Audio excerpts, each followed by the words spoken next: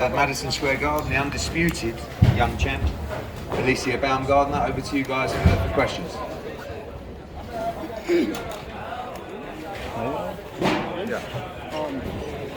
AB Boxing News, Desmond Weir, Ms. Baumgardner, great performance tonight, very exciting. Can we get a mic fade? No, that's just mine. No, go on. Just get a mic. Go on, it's fine. We can hear it. They're right there. Right, but I'm plugged into the board. AB Boxing News, Desmond Weir, again, congratulations on a great, amazing win, undisputed. In that fight, what was the best attribute McAlee presented to you in that fight? You know, I think she just showed her resilience as a fighter. I think this was the perfect fight for my undisputed match, just because she kept coming forward and she wanted the fight just as much, and that I had to dig deep for that. Did she underrate you? Do you feel like she underrated your power? No, I think that's just the way she fights. You know, the division knows I hit hard, so you know, you better keep a high guard.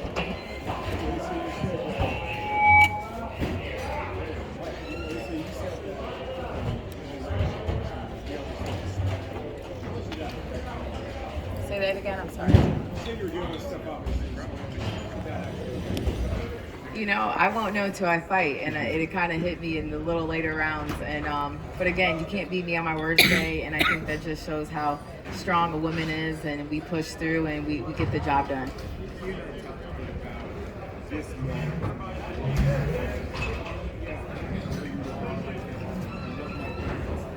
No, it hasn't hit me yet. I just know that I had an assignment in front of me to, you know, make sure I had a dominating win, and that's what we did. It'll probably hit me tomorrow, but I'm just thankful that we got the job done. I did everything I was supposed to leading up to this fight, and here we are as undisputed.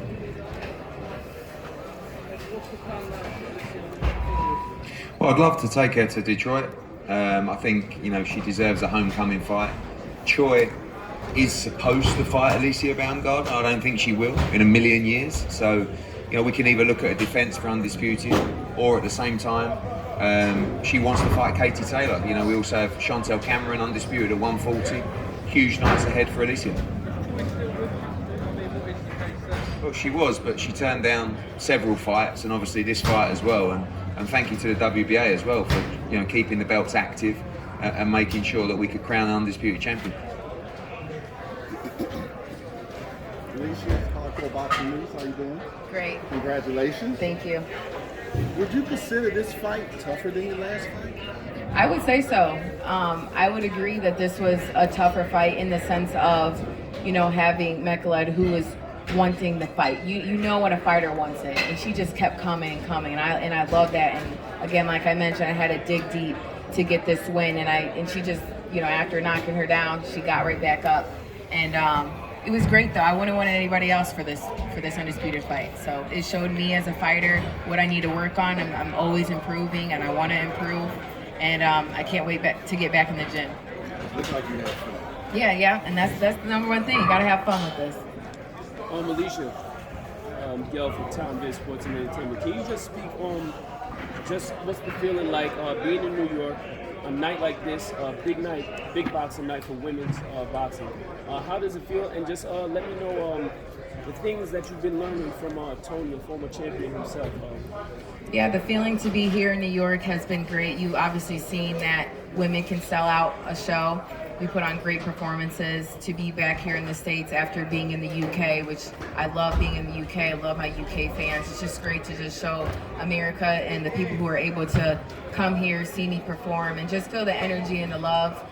This is building the sport of women's boxing. Many women are doing their thing, and it's just nice to highlight different stories, and just mine included, and I'm just thankful. And again, having Tony here sitting in my corner as a fighter, as a former world champion, he knows what it takes to dig deep, and I just have a good ear to listen, and we get the job done. What round did you start noticing that the body shots were really starting to affect my body? I would say probably the fourth round. Yep. Champ, what did you think about the reception you got here in New York tonight? It seemed like the crowd loved you, and when Michaela was shown on the screen, she got a lot of boos. You know, what's your thoughts on that? You know, I think the States love me. You know, New York loves me. It was awesome to fight here again. It was a great fight week. We had a great media week this week to just build this fight for two undisputed great fighters doing what they're doing, just making history. So, again, I would love to fight here again. It's been a pleasure. Eddie just mentioned wanting to do a homecoming. What would that mean to you? Man, a homecoming fight in Detroit would mean everything. Again, I was a club fighter back in the day selling tickets. I know I can put people in seats. I know I'm entertaining, and I know that I can sell out a great crowd, whatever arena that we choose in Detroit. And it just would put Detroit back on the map. You know, Detroit has a history of boxing and just great champions coming out of that gym, out of that state. And again, as a woman, as someone who's pioneering through this journey in the sport of boxing, it means everything to really just make a statement in my hometown. Third round, you almost finished the fight. You had two massive knockdowns. Going into the fourth and fifth round, did you have to adjust the game plan, having given so much in the third round to try to get the stop? Yeah, definitely. That third round, you know, we knocked her down twice, and you know, when you smell blood and you're hungry and you're like, oh, I gotta get that. You can go after it a little too fast, but again, that's why we use the jab to get back to what we needed to do, and the jab is so important. So good strong legs, a good jab will get you back on track, and you know, we continue to show that we're a champion fighter. Can't hear you. I did, but then again, I'm like, okay, she's gonna keep coming forward. We're just gonna again do what we do best: use our jab, box, and let the openings come when they come.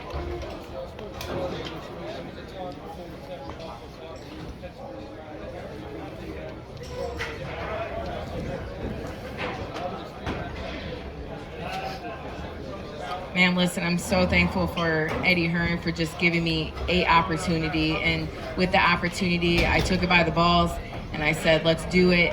And I just continued to push myself. I believed in myself. You know, he believed in me, the team believed in me.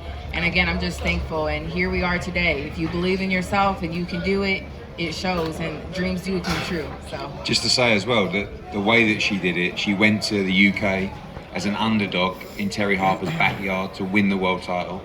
Then she defended it. Then she took a unified shot on another promoter's show as the away fighter to unify the division and then become undisputed tonight. Great achievement.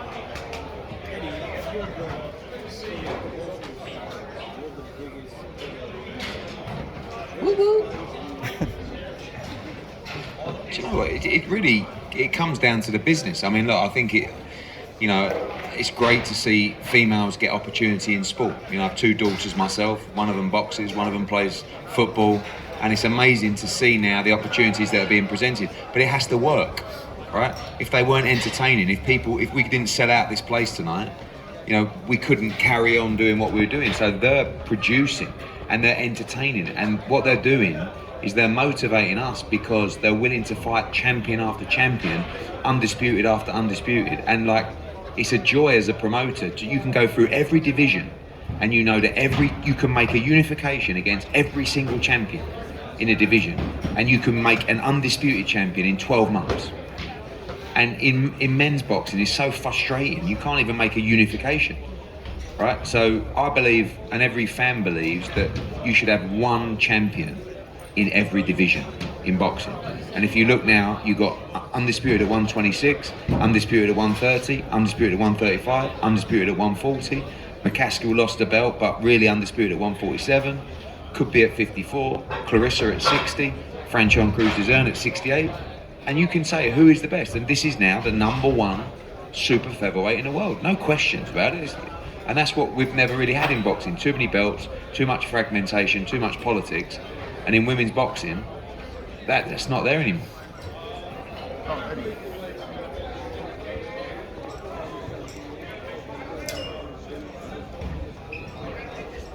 Yeah, I think, you know, when a girl walks through the gym, it's not just to become a champion. And that's the same as any boy walking through the gym. It's about getting fit, it's about being strong mentally, it's about discipline, manners, respect, all the things that boxing gives you. But I'll say one thing. I've done 5 shows at this venue. One was Danny Jacobs, one was Devin Haney, one was Demetrius Andrade, one was Teofimo Lopez against Kambosos, and the other one was this. And apart from Teofimo against Kambosos, this was the best-selling event of all of those other names, right? So, and again, that's what gives it longevity. You can tick boxes and say, oh, let's do a female fight because it's good, it's a good look for us. No, we're not doing it because of that. We're doing it because it's good business, and that's what will give it longevity. And the female fighters now are seeing those purses going up. They're still not where they need to be, but there's no excuse now why they shouldn't be because of the revenue being driven and the viewership of the events. Probably, and now all the other promoters will come in and agents and try and steal and rob fighters and do what they do. But I think we're the era that you're seeing now are safe to go on and Alicia's changed her life in 12 months, but it's just the beginning. She's only young. She's just really coming into her prime now. Listen, I reached out to Top Rank and I said, what do you think about the Michaela Meyer rematch? This is after the first fight. And I said, make us an offer. And it better be a massive offer with plenty of zeros on it. And it never came. Zeros didn't come. Lots of zeros, and it never came. So they can't want it that bad because if they, and we would entertain a rematch. It'd be a lot of money, but it's a massive fight in America. Huh? Detroit, perfect. But, wherever in the Garden, Vegas, but the offer's got to be right. She went and boxed on their show as the away fighter and won. And they paid her well. But now it's got to be a lot more. Mm-hmm. So Eddie, The ones that never end. Undisputed zero. do you think a Baumgardner versus Taylor fight would be hard to make, or? Yeah, big fight. The undisputed super featherweight champion against undisputed lightweight champion. Listen, I love Alycia against Amanda Serrano. That's an unbelievable fight as well. I mean, we're still going to win. We've got MVP, but we work with them. You got the 4 undisputed champions from 126 to 140, and they can all fight each other. So Taylor versus Baumgardner. Cameron, Taylor, Serrano, Baumgardner. They can all fight each other. See what happens on May 20th. But Alycia will be looking to fight around the same time as well. But the winner, the loser of that, if Serrano loses that fight, she's still undisputed featherweight world champion. And Alycia likes to eat, but she can make 126, but she'll probably defend her 130, So we're basically to see maybe another super fight, maybe in the spring, early summer. Yeah, there's going to be, she's going to fight at least twice this year. So, 3 times minimum this year, and there'll be big fights. Why is Tony Harrison and Alycia Baumgardner such a lethal combination? Say it again? Why is Tony Harrison and Alycia Baumgardner such a lethal combination? You have to just respect when you have 2 fighters. We have a mentality when you're a fighter in the ring. Tony sees one thing from his fighter's eye, from a trainer's eye, and again, it just works. And when it works in the corner, that's all that matters. And when it flows, it goes, and here we are. How long did it take you to really develop your ring cleverness? Like when we saw the fight tonight, you have very educated feet. You have excellent ring generalship. How long did it take you to really have that mindset and develop that skill set? I've been boxing since the age of 8, and I've been with, great trainers. I've been able to take a lot from each trainer and just build myself as a fighter. I'm a natural born athlete. I love learning and growing, and you'll see just an improved fighter every time I step in the ring. So again, like Eddie said, I'm really stepping into my prime. I'll be 29 this year, and you'll just see more and more. Do you feel Tony Harrison is possibly maybe the most slick fighter at 154 pounds? Do you feel that Tony Harrison is probably the most... Listen, he has his fight March 12th. We're going to see. Thank you. Alycia, Eddie mentioned kind of the weights, and you've got the 4 undisputed champions there, Chantel Cameron being the biggest at 140. Would you jump up to 140 for that fight? Absolutely. Is it fair to say that this is the golden era of women boxing? Absolutely. Y'all got to capitalize on this moment. This is a movement, like I've been preaching for just women's sports, and boxing has just elevated that in the sport of boxing. So it's great. Alycia, Eddie, can you just guys each separately give an assessment of your performance tonight? How'd you feel? Yeah, I would say I gave myself an 8 out of 10 today. You know, I have to go back and watch it. I know the things I have to work on. And again, I'm always trying to improve. So 8 out of 10. Definitely need to know what I got. I know what I got to do next time. But that's the sport of boxing. That's what I love, and I love learning. Eddie? I thought she was great, and I thought there was a lot of pressure because she was just expected to win tonight, and that was what I was worried about in camp. Was like she just, you know, Brian would say, "Oh, she's a bit confident, you know, she thinks she's just going to walk through this girl," and when you're thinking about other things, sometimes they're the most dangerous fights. 3 more questions. Last guys. question, guys, if there's one more.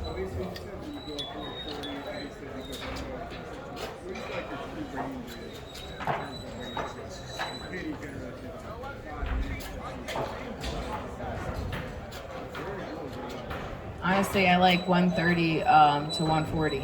You know, I'm comfortable. I can make those weights very easy, and I don't have to drain myself. So you have a strong fighter at all 3 weights. Thanks, everyone. The undisputed super featherweight champion of the world. I guess I can't just continue.